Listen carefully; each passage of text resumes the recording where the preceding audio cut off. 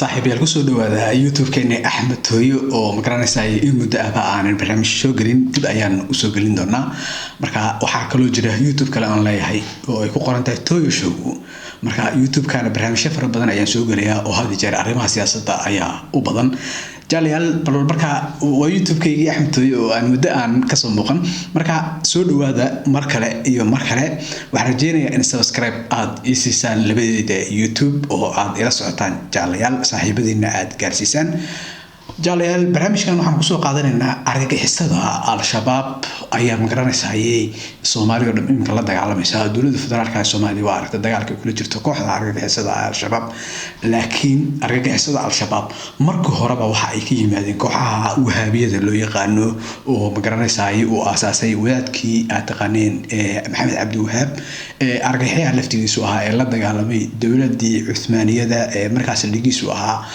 magaalada Istanbul waddanka Turkiga dawladda Cuthmaaniya ama khilaafa Cuthmaaniya oo in la taabacay dadka islaamka waajib ay ku ahayd ayuu iska diiday madhab wahaabiya ayuuna keenay waana fakarka wahaabiga ah fakarka argagixisada al-shabaab ay ka dhalatay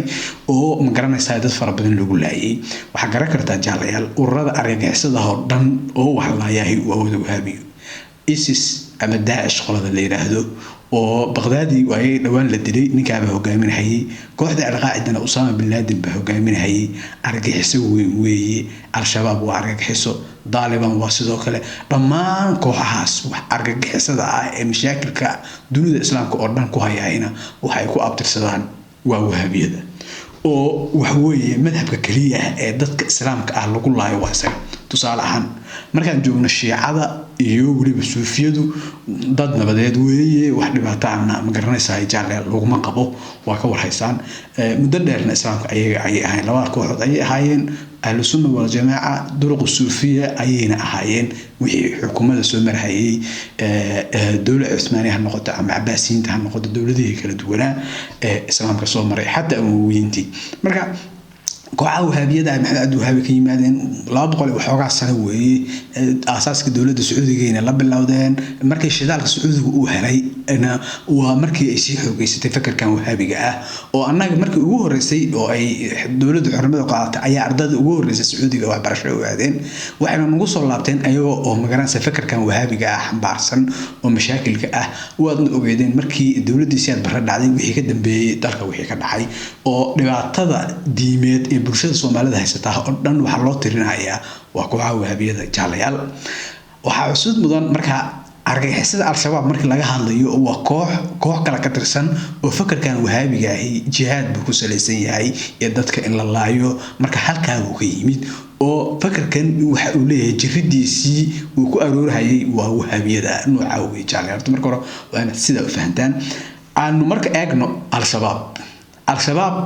waayadii la aasaasay oo ma garanaysaa 2006 maxkamadii marka carrada yimaadeen qaabka ay ku socdeen xibno fara badan oo qoliyahaas ah oo ajaanib iyo Soomaaliba isugu jira ayaa Afghanistan ka soo laabtay oo yiri Soomaaliya ayaan dagaalka abaabuleynaa oo ayaga yimid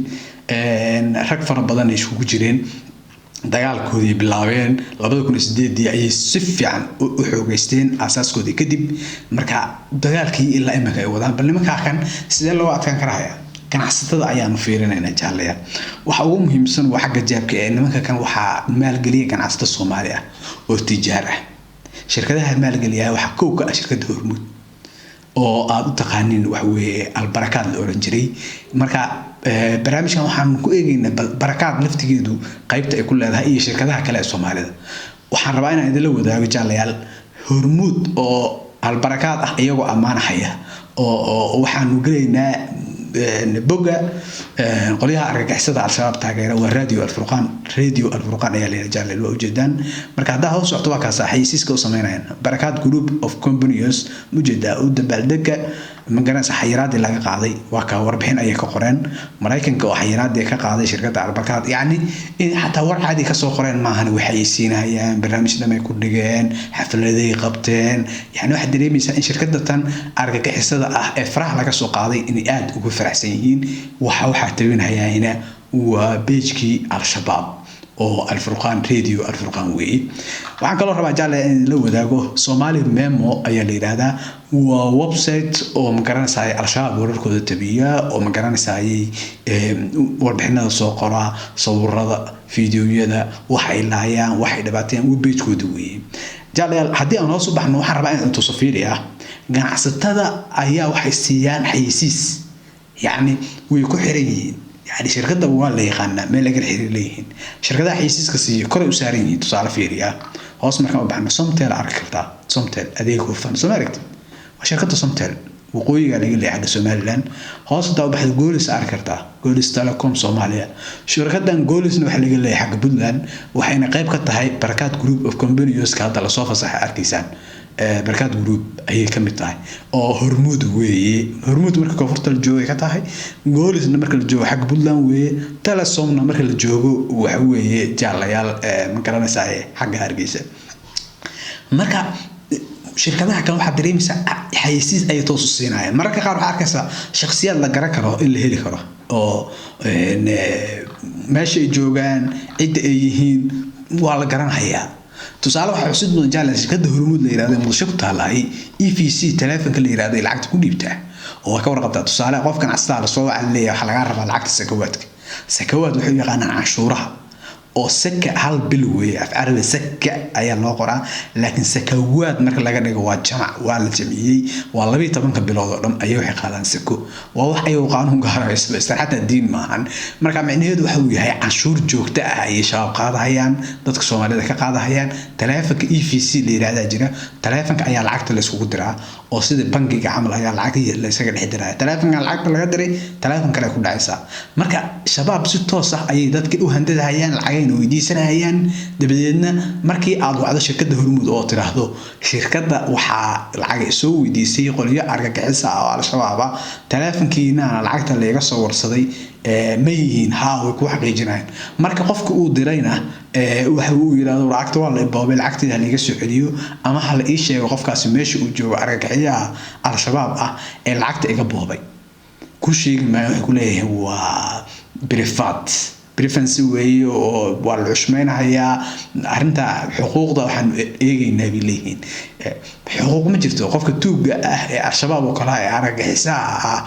noocaas oo kala ay malahan waxa ma garanaysaa xurriye ah oo xagga telefoonka in la qariyo ma brigadadu soo boobay mararka qaar qof baa soo wacay dilan loogu hanjabayaa hadii inta hormuud tago uu yiraahdo qofka telefoonka iga soo wacay yaan doonayaa waxay ku leeyihiin shabaab way laakiin lagu sheegi maayo meesha uu joogo marka shirkadda saas bay u shaqeynaysaa dad waxay ku leeyihiin marka waxaan ka shaqeynaynaa ammaanka dalka maxaa laga shaqeyn karaa marba haddii shirkadihii waaweynaa ay la shaqeynayaan oo telefoonkiisa uu wata la yaqaano oo marka aa wacdo lagu leeyahay hebel weeye qofkii ku soo wacay waa shabaab oo ay og yihiin weliba marka dhibaatada ugu weyn waxay ka taagan tahay waa shirkadaha waabiga ah وين إسلح إيران وحنا عصدنا جالها شباب وقرب خبيسان وعيدا أبابلن وكترسن وإسلوه هابية وحجر قرب كله ومقرنس اسمه سياسات وقاب ديمية علماء الصومالية سكتوا على اعتصام يعني الشيخ بشير صلاة أيه جاميان الشيخ وجيس الشيخ اللي هذا فرباجة هذا محتوى إمامك وقوة أيه مركا قرب كان وقرب سياسات ودين تكون جراء علماء الصومالية سكتوا هذا علماء الصومالية يسكتوا علماء ما أهني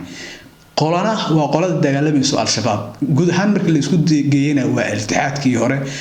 دجالمي جريء تقانين مشكلة ده جاليال مركا ضد كانوا عاسب وي جوجان وين الشقين هيا أرجع إحساس يلا الله دجالمي خرا مرة بعد شركة دي وين المالجين كوسمين حيان أو يدخل الصين حيان أو إلا الشقين حيان أو ينعيدك جوجان سيدي رد دجالمي خران مقرن سايد إذا من الدولة لفتيس مرة خار مشوار مهله